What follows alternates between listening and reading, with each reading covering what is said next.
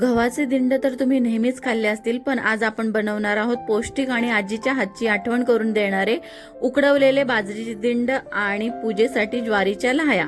नमस्कार मंडळी, स्वाद आणि संस्कृती या आपल्या चॅनलवर तुमचं सर्वांचं मनापासून स्वागत आहे। श्रावणातील पहिला महत्त्वाचा सण म्हणजे नागपंचमी। या दिवशी तव्यावर भाजणे, तळणे किंवा चिरणे वर्ज्य मानले जाते। म्हणूनच आज आपण नागदेवतेच्या नैवेद्यासाठी बनवणार आहोत वाफवलेले पारंपरिक बाजरीचे दिंड आणि पूजेसाठी लागणाऱ्या लाह्या। चला तर मग सुरुवात करूया। इकडे आपण इथे एक वाटी गूळ घेतलेला आहे। अर्धा वाटी आपण त्याच्यामध्ये पाणी टाकून मिक्स करणार आहोत। गरम केलं तरी चालेल। हा गूळ आपल्याला वितळवून घ्यायचा आहे। आता इकडे आपण 2 वाटी बाजरीचं पीठ घेतलेलं आहे। त्याच्यामध्ये थोडंसं मीठ टाकायचं आहे। वेलायची पावडर आणि सुंठ पावडर टाकणार आहोत। 1 चमचा तूप टाकणार आहोत आणि आता आपण हे सगळं मिक्स करून घेतोय। त्याच्यामध्ये आपण गुळाचं पाणी आहे ना ते घालणार आहोत। आपण गाळून घेणार आहोत ते आणि लागेल तसं पाणी घेऊन आपण चांगला घट्टसर गोळा मळून घेणार आहोत।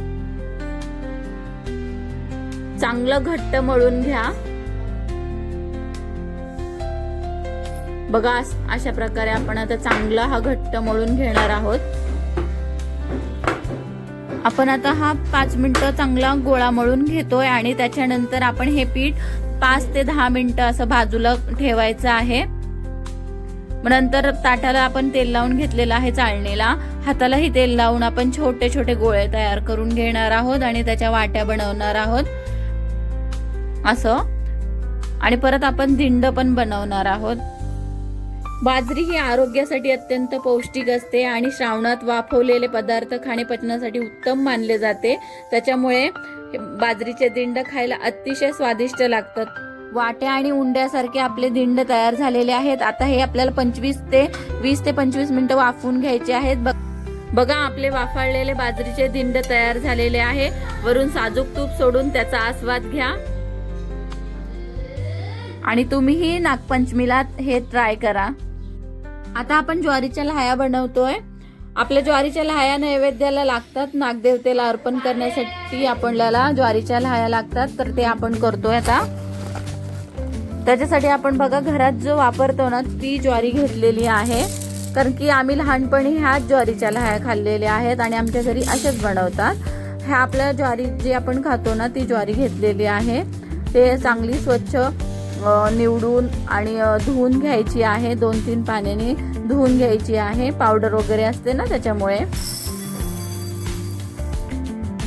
बघा आता ह्याला आपण धुवून घेणार आहोत। चांगली स्वच्छ 2-3 पाण्याने धुवून 2 तास आपण आता ही भिजत ठेवलेली आहे।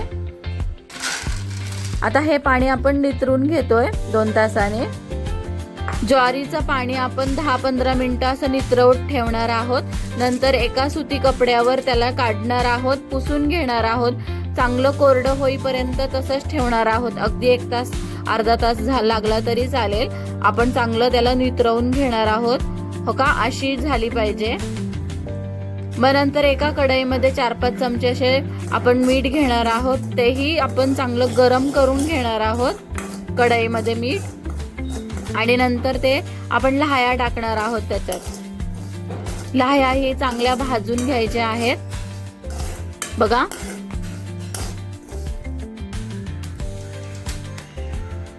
थोड्या वेळाने लाह्या अशा फुटायला लागल्यात बघा। आता बघा आपले लाह्या पण तयार होत आहेत आणि मीठ गरम असल्यामुळे बघा अशा फुटल्यात लाह्या। काही दाणे तसेच राहिलेले आहे, काही लाह्या चांगल्या झालेल्या आहेत बघा। आता आपण बनवणार आहोत जुन्या पद्धतीने। आमची आई बनवायची ना तव्यावरच्या लाह्या। आपण तवा गरम करून घेतलेला आहे, त्याच्यावर ज्वारीचे दाणे टाकलेले आहेत। त्याच्यावर एका फडक्याने असं चांगलं सारखं हलवत राहायचं आहे। मग लाह्या बघा अशा सगळ्या फुटतात। हीच पद्धत खरी आहे आणि चांगली आहे।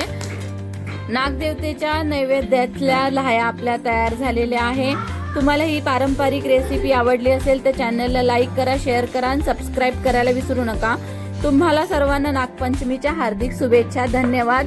आणि तुमच्याकडे कोणत्या प्रकारचा नैवेद्य दाखवला जातो तेही कमेंट करून सांगा।